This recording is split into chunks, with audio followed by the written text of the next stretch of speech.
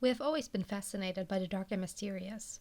We love to frighten ourselves with stories of murders, always looking for that shadow lurking around the corner. It's no different today than it was 100 years ago. We are especially interested if a murder happens in a circle not of our own. When the rich and powerful fall victim, it fascinates the public. The same happened over 100 years ago in Italy, in the country's first media sensational murder case. Let's talk about it. The nobility of Bologna in Italy were used to turning their noses up, especially if they were unfortunate enough to walk past one of the fast expanding dwellings that the poor were taking over. But in the smoldering hot days of August in 1902, they had to turn their noses up when they walked past one of their own sprawling mansions. They were used to ignoring the unpleasant things in life. But after a few days, the smell taking over the Via Mazzini was unignorable. So after 4 days, on September 2nd, 1902, they finally called the police to the Palazzo number 39, right across the Piazza Altrovandi. What they discovered would rattle the entirety of the Italian nobility. The police arrived with haste. It wasn't usual to be called to this part of town after all. With the help of the caretaker, they broke open the city apartment of the Count of Bonmartini. Said caretaker would later recount that he struggled not to throw up after he opened the door for the police. What turned his stomach wasn't only the stench, but also what he saw. The man followed a blackened pool of dried blood right to the decomposing body of Count Francesco Bonmartini. He was only 33 years old when he died. Francesco was still wearing his traveling clothes. His body was unnaturally twisted, and he was covered in stab wounds. All around him they found letters. Letters from prostitutes, as the police soon found out. The Count laid frozen, with one hand still in position to stop the blood flow from a gaping cut in his throat. His sternum was split open, and his heart got stabbed multiple times. His body was covered in maggots and flies, swirled all around, in one of the most expensive houses of Bologna. The police searched the entire house, especially after the groundskeeper told them that Francesco was married. The police worried that this had been a robbery gone wrong, and the countess might have also fallen victim. Said countess was Teolinda Muri, but people only called her Linda. She was born in 1872, daughter to a renowned doctor. Linda was born rather sickly, and so her parents sent her to a poor farmer wife in the country to be nursed there. It was not usual for women of Linda's mother's standing to nurse their own children or even take care of them when they were sick. Unfortunately, this farmer's woman didn't just nurse Linda with breast milk. She also gave the child rough polenta, which caused lifelong problems with Linda's bowel. She suffered such pains that she couldn't get out of bed for days. Something Linda would use the rest of her life to get out of situations and engagements she didn't want to be in. Linda had a younger brother. She also used to have an older brother, but he died in childhood. So the frail Linda was wrapped in cotton by her father, who constantly feared for her because of her failing health. Her younger brother, by 4 years, was called Tullio. Tullio adored his sister. He worshipped the ground she walked on.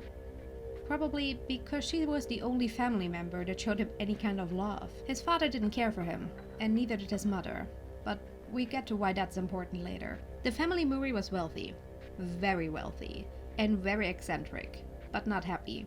Linda's father rose in Italy's society like few others managed to achieve. He became the house doctor of the mother of the Queen of Italy. He wasn't a good person, and he used his fame to charge people horrendous costs for being treated by him, while at the same time pretending to be a socialist who constantly turned his nose up at the aristocracy. Giannina, Linda and Tullio's mother, terrorized the family, constantly, with her bursts of anger. Both parents had little love, and even less time for their children. This all came to a head when Linda fell in love with her father's assistant, Carlo Secchi. She was 16, and he was 36. When the parents found the love letters they wrote to each other, they threw Carlo out of the house and even forbade him from acknowledging Linda if they crossed paths outside. And Linda was put under constant supervision. Linda became sick again, so her parents sent her to Padua, in the countryside, in hopes of lifting her spirit. This is where she met Count Francesco Bonmartini, who was part of the so-called country gentry. Francesco lived more or less alone on his sprawling grounds in the country. Both his parents died when he was still a teenager, and he was raised by a priest. Linda and Francesco fell in love. It was passionate, as the police later found out.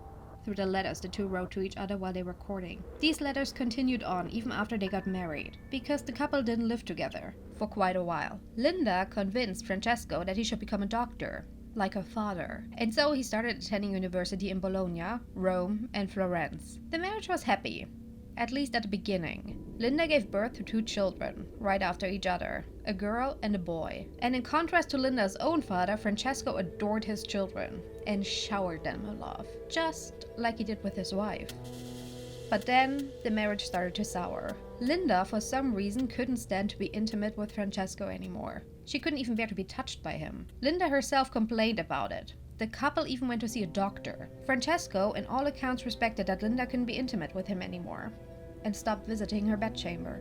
It was during this time that Linda grew bored in the countryside. She wanted to move back to her parents, and Francesco made that possible too. But the couple barely saw each other anymore at this point. But once more, through all accounts, even letters and diaries the two wrote themselves, they seemed content with this arrangement. That is, until Linda met an old love again, Carlo Secchi. The two started an affair, and from then on, Linda took it upon herself to make her husband's life a living hell. She humiliated Francesco whenever and wherever she could. Her favorite place to do this was at her father's house. Her father, who didn't like the Catholic aristocrat anyway. Linda asked for a separation, but she didn't want a divorce. And once more, poor Francesco agreed, because he didn't want to lose his children. And at this point, he has well and truly learned that his once beloved wife had been replaced by a monster who enjoyed his suffering. He gave her money, and he accepted the visitation she granted him for her children, even though she continuously humiliated him when he came to see them. And Linda at this point had everything she wanted: money, her children, and her lover. But still, she became paranoid. She talked herself into believing that Francesco wanted to take the children out of the city and back to Padua, and away from her, even though there was no proof of this. And Linda didn't keep this to herself. She told her brother about it. And she went even further. She told her brother that she would kill herself if Francesco took the children. Francesco meanwhile fled in the arms of prostitutes. But his diary tells the story of a man that was deeply unhappy and sad. A man that even at this point was still trying to understand his wife, and he even blamed himself for her actions. And the more he accepted the verbal beatings and the humiliations from Linda, the worse she became. In the summer of 1904, Francesco talked to the priest that raised him, and he told him something that would come true. He tells this priest that he thinks he will be killed. A few days later, he travels to Venice to see his children who are on holiday there. He hugs and kisses them, and tells him he loves them for the last time. Then he returns to his house in Bologna on August the 28th. 4 days later, the police would find his body. 2 days before Francesco got murdered on August the 26th, he ordered a casket for himself. Italy goes up in flames with this murder. It was spectacular. Every newspaper was filled with it for weeks and weeks. A murder in the highest class. A count, no less. And the 3 suspects: Linda, the sadistic wife; Tullio, the brother that would do anything for his sister; and Secchi, Linda's lover.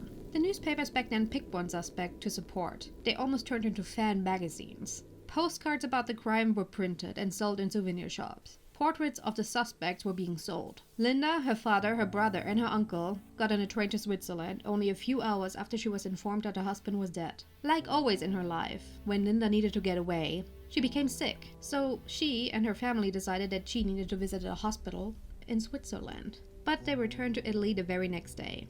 That is, only Linda and her father and her uncle returned.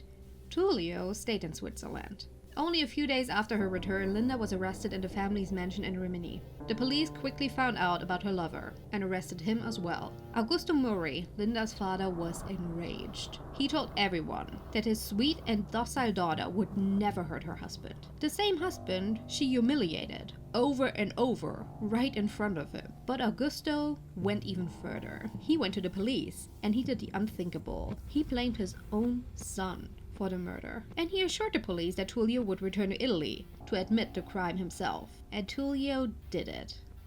He returns, he goes to the police, and he admits the murder. But then he retracts again. A friend that Tullio studied with also got arrested by the police because they think he helped him. The trial lasts 4 years, and it was more than chaotic. Tullio admits the crime and then denies it again. And then he claimed it was an accident. He claims he and his friend went to Francesco's house to talk him out of taking the children.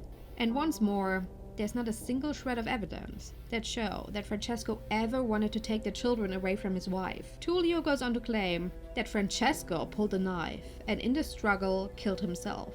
As I said, the trial was pure chaos, and that wasn't just because of Tullio. The court paid for traveling costs for witnesses, so many people came to testify. It even went so far that witnesses claimed they saw Francesco alive after the police already discovered his body. The court had to read through 7,000 documents, most of them letters between Linda, her lover, and her brother. There was even talk of another helper, but the court never managed to find that person. Linda, ever the narcissist, meanwhile writes her own autobiography, where she denies ever loving Secchi, and that she now lives with splintered dreams after her husband's death. After 4 years, the court finally comes to a conclusion.